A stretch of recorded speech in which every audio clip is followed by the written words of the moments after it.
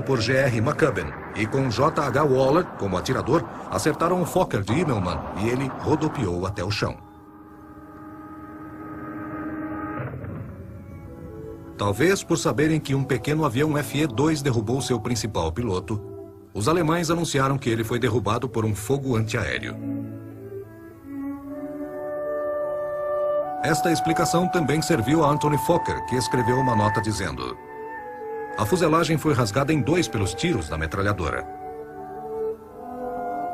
Outras fontes, incluindo o irmão de Max, Franz, culparam o interruptor, alegando que, dentre os destroços, sua hélice foi encontrada atirada longe, bem alinhada com suas próprias armas.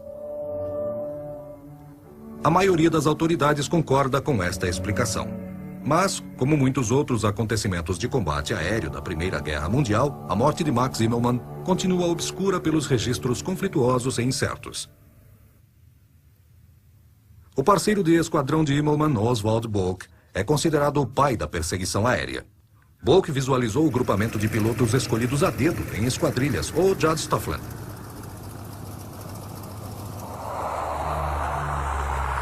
Boeck nasceu em 1891, filho de um professor em Halle, na Alemanha. Estudioso e atlético quando jovem, Oswald era excelente em matemática e física e ainda praticava natação, tênis, remo e ginástica.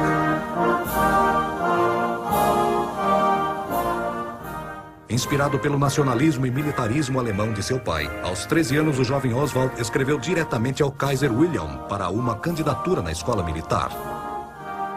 Ele se juntou aos militares e em Darmstadt se encontrou com um ramo da aviação, onde entrou como piloto oficial não comissionado. Seu irmão mais velho, William, também se juntou ao serviço aéreo como um observador oficial não comissionado. A princípio, os observadores tinham mais status que os pilotos, que eram considerados meros choferes. Ambos foram condecorados no primeiro ano da guerra. No começo de 1915, Oswald Boeck foi designado à recém-formada Seção 62 de Aviação em Döberitz. Foi aqui que Tony Fokker demonstrou pela primeira vez seu monoplano E-1 Eindecker, equipado com uma metralhadora Spandau fixa. Enquanto foi piloto de monoplano Fokker, Boeck derrubou 5 aviões inimigos até o fim de 1915. Em agosto de 1916, os bons tempos se acabaram para os pilotos alemães. O castigo Fokker já não dominava mais os céus sobre o fronte oeste. O abundante avião francês Nieuport 11 e os biplanos ingleses estavam dando problemas aos alemães e Boeck começou a focar em táticas para contra-atacar. Mira precisa, formações compactas e ficar dentro das linhas alemãs.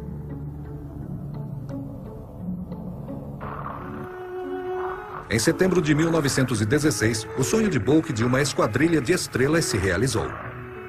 Foi dado a ele o comando de uma nova esquadrilha de caças, o Jasta II. Mesmo assumindo novas funções administrativas, Boeck derrubou 11 aviões ingleses em setembro. Como líder do Jasta II, ele passou seu conhecimento para muitos dos melhores pilotos alemães, incluindo Manfred von Richthofen. Boeck e seus pilotos usavam números e táticas, ao invés de habilidades individuais para superar o inimigo. Jasta II só voava em formações largas e bem organizadas, apelidadas de circos. Qualquer avião aliado que passasse em seu pedaço de céu estava condenado.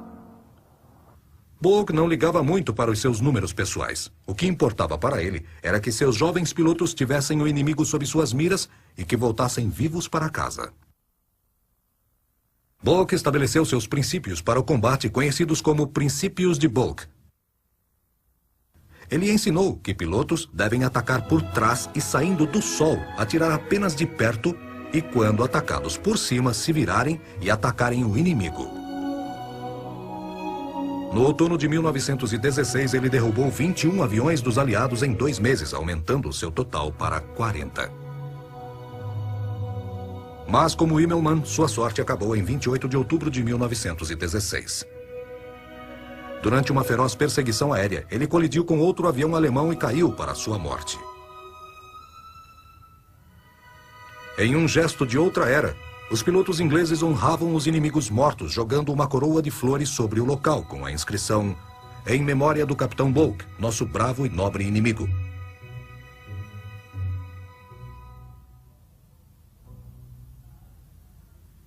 Estes jovens eram parte de uma elite. Soldados da guerra mais sangrenta do mundo que lutaram um a um longe do fedor da carnificina das trincheiras lá embaixo. O primeiro-ministro britânico David Lloyd George disse ao público que os pilotos eram os cavaleiros da guerra, sem medo e sem repreensão. Este senso de cavalheirismo foi resumido por um piloto inglês em uma carta para casa.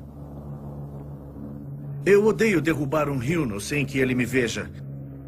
Embora este método esteja de acordo com minha doutrina, ele é contra o pequeno instinto esportivo que me resta.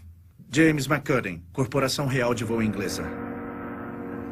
Mas nem todos os pilotos passavam o tempo procurando inimigos habilidosos. Edward Manock foi contra 6 aviões alemães fazendo um treino de voo. Ele derrubou o instrutor e depois derrubou os 5 indefesos estudantes, um a um. Existia muitos bons pilotos durante a Grande Guerra.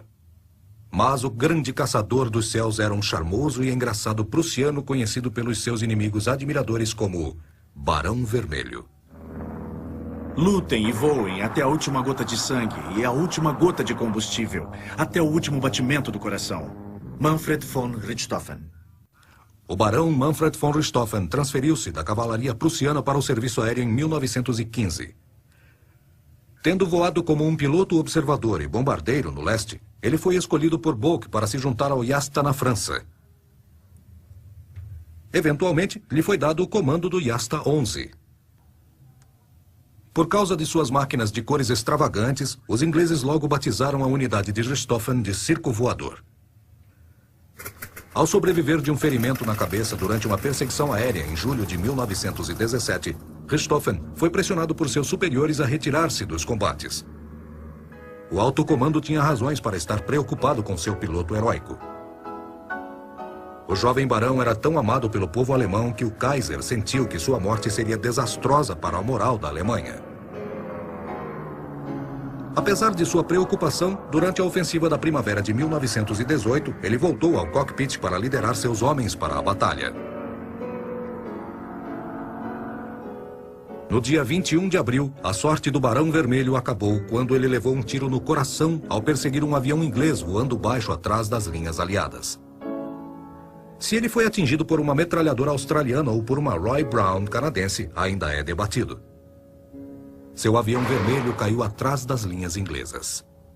O corpo de Richthofen foi retirado do cockpit e enterrado com todas as honras militares pelo inimigo que ele aterrorizou. Sua última vitória totalizou 80 aviões aliados destruídos. Nenhum outro piloto chegaria a este número até a Segunda Guerra Mundial. Nenhum não-alemão chegou perto desse total até hoje. Os melhores pilotos de caças de ambos os lados estavam longe de serem imunes à pressão da guerra. Antes de morrerem, e quase todos tinham o mesmo destino, muitos eram homens atormentados por ficarem muitas horas no ar.